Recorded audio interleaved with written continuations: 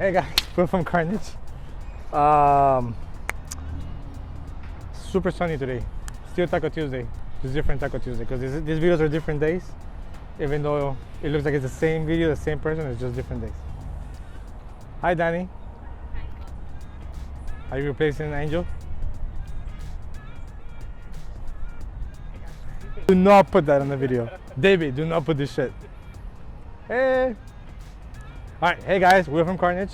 So here we have a Jeep, right? Because that's what we're working on here. And bye Danny. Definitely one of the cleanest Jeeps that we've had. And that we built actually. We got this Jeep, I want to say about 5 years ago. That was when the client first came to the shop. It was bone stock. And we kind of sat down and we talked about the whole build, right? We're like, it's your daily driver. What is it you're gonna do with it? And he kind of explained the whole plan that he had long term for the build, which kind of helped us break down the build in stages. And now what you see is years in the making of obviously a lot of parts and a lot of money, because this is not cheap, as you guys know. So let's start with my favorite part of the Jeep. So it started with a basic long arm upgrade from Rockcrawler. We went with 3.5 inch coil springs and shocks, kept doing 37s, factory axle at that point, and he drove it around, he wheeled it like that. He got a feel for the Jeep, and then he said, okay, I think I want to do more stuff to it. So stage 2 was more of a rear locker in the factory, in the Dana 44, 456 gears, and then 456 gears in the front Dana 30, no locker then. Went wheeling again, tried it out, which by the way, this Jeep has been to a bunch of places in the United States. So he wheeled it again, tried it, loved it even more.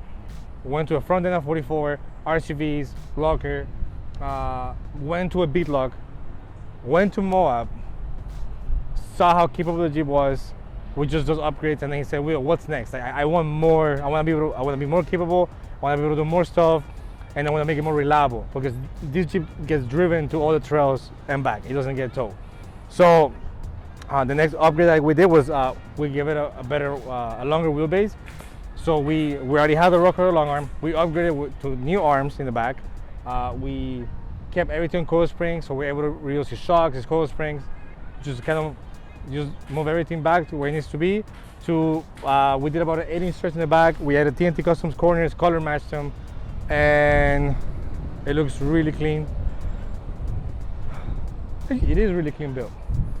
So we did the stretch, he wheeled it, he loved it, and then he said, okay, now I want to go to 40s. So that's what we did. We went to a 40-inch tire, and he wheeled it some more, realized the Jeep was just completely amazing at that point, so he decided to add even more parts to it. So they got to a point where the client was like, okay, so I want to do more stuff to it, but I already have so much money in my axles. I want to go bigger axles.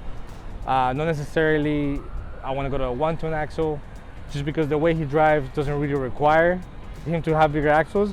It was more of adding more reliability to the axles by making them a full float. So instead of going all the way back to selling his axles and putting new axles under it, we already had, at that point, we already had a front 44, I said before, and a rear semi-float 60. Now, a rear semi-float 60, some people consider it's not a good upgrade, just because it's still a semi-float. It's not a real full float axle, but it has bigger bearings on the shafts, and the ring and pinion therefore is bigger. So it is an upgrade. We did that, and at this point, we decided to go to a full float conversion from Terraflex, which that's a completely different video, so I could explain what a semi-float and a full float is. But in a short explanation, it adds locking hubs to the front, and it adds a hub and a spindle to the rear, which adds more bearings on the axle, therefore making it stronger. The weight of the vehicle is on the spindle instead of the axle shaft in the back, and the front has the locking hubs, which makes the front axle spin free when it's in two-wheel drive, which makes the front gears last longer. And if you do break something, all you gotta do is unlock them, and you should be able to drive home, as long as you didn't break something like major in the uni bearing / short shaft side of the axle. And I think I could go hours on this.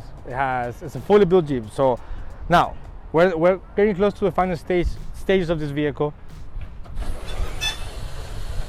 So besides having a full Arctic system skid plate, we just added a general cage, and obviously it's not 100% done. So I just wanted to show you a quick glance of what we have here.